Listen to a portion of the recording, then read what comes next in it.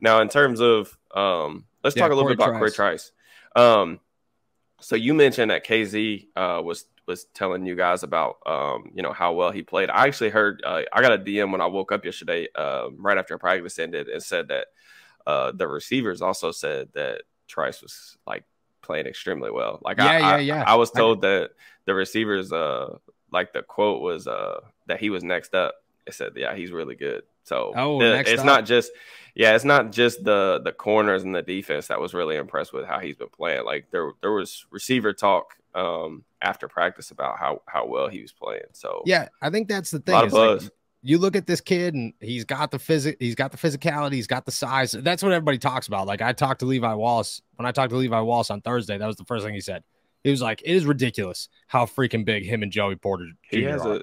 they both have. I mean, Porter's he's a little like skinnier. He's not as Yeah, big, but like Trice has like legitimate like strong safety type build. Like dude, if he's you just walk him out on massive. the field, like that's what position you would think he would Yeah, play. him and Akeem Butler like go up against each other, and like I'm not allowed to say what happens in practice, but Decepticons. yeah, it really is. Like it's just like, oh my god, I didn't think they made athletes this big. Like I didn't think this was a real thing. And he looks bigger than Akeem Butler. Like he's built bigger. You know what I mean? He's got more muscle mass to him. My thing here is like he's a 7th round pick, so the expectations have to be very low for him this season. They cannot be. It is not. He's going to start because he's not. He's not going to start. Just make the team. Just make the That's team. all I care And about. I think it is. Like, I think it's very hard for him not to make this team this season, especially when you're that big. Like, the Steelers aren't going to look at this guy and go, oh, we drafted a 7th round corner who's 6'3" and was decently impressive, even without pads on. I think one good day OTAs was like, all right, let's move him way up the list here of not going to get cut. And now he's got to somehow work his way back down it if he's going to get cut. But it's the expectation should just be that, like, be able to come off the bench if a worst case situation happens, maybe play a little bit here or there from time to time, but like you shouldn't be needed on the field this season. But the fact that he is impressing, even if it's against threes, is like huge. Like that's the future, somewhere. you know?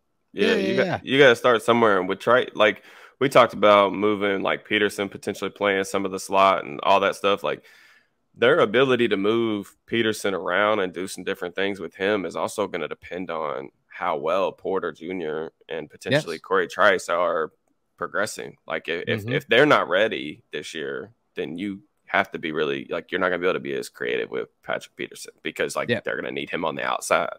So yeah, those guys' development is definitely like really important. And I think this is the most excited that I've been about the end of the cornerback depth chart for the Steelers in a long time. And it's just because like even Trice and like I even look at James Pierre, like not that I think like he's a super high ceiling player, but like I just look at how he performed against Tampa and then like how he performed against Vegas, like when they needed him to play. And I think that he played extremely well. Like you don't see a lot of CB4, CB5 type of guys that are able to come in and like legitimately contribute. Like even as role players, usually those guys are getting, targeted by opposing offenses. Like Pierre that didn't happen to him last year. And I think that that's incredibly encouraging when we're talking about like the end of the roster type of guys that are playing that well. You know what I'm saying? So yeah, it's huge. This is the deepest. It's been a long time, and maybe it won't work out because it's super early. You don't know what Joey Porter Jr. and Corey Trice is going to do.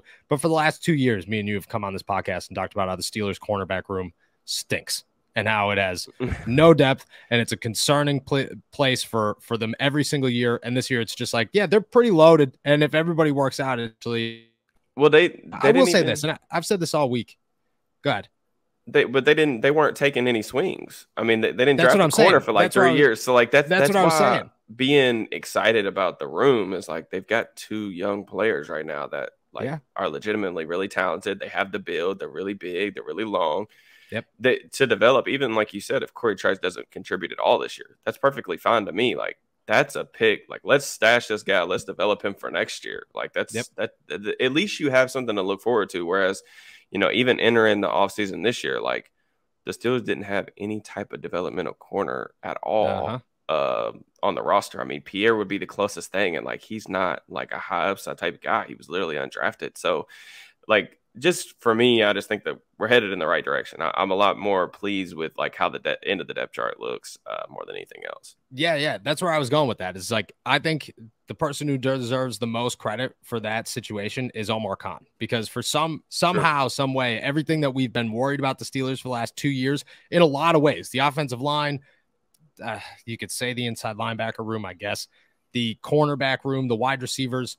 You know what I mean? He just went out and he was like, well, we just got to stop ignoring these things. And he did all of them. And we don't know how they're going to turn out, but on paper, it looks pretty good. And you got to feel real good about it. Like, just in hindsight, Omar Khan killed it. And I think we have to acknowledge that every single time, that he really did kill the offseason. It was very impressive. What do you see? Because the question is, and I think this is what everybody wants to hear just to end this Corey Trice conversation. Do you think he actually does get on the field a little bit this season, or do you think that way too early to tell? Because it is way too early to tell. Yeah, but if you had to make an early prediction.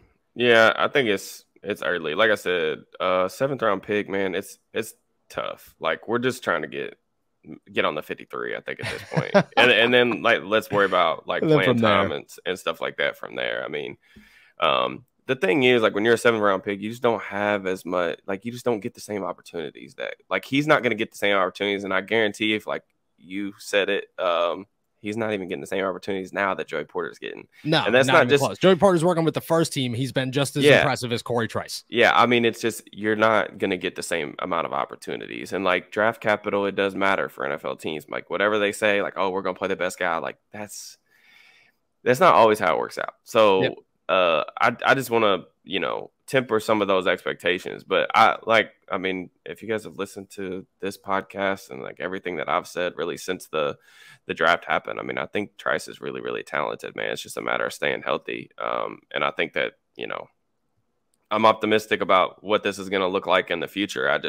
It's going to take some injuries, in my opinion, for him to even get a shot in the regular season. Yeah.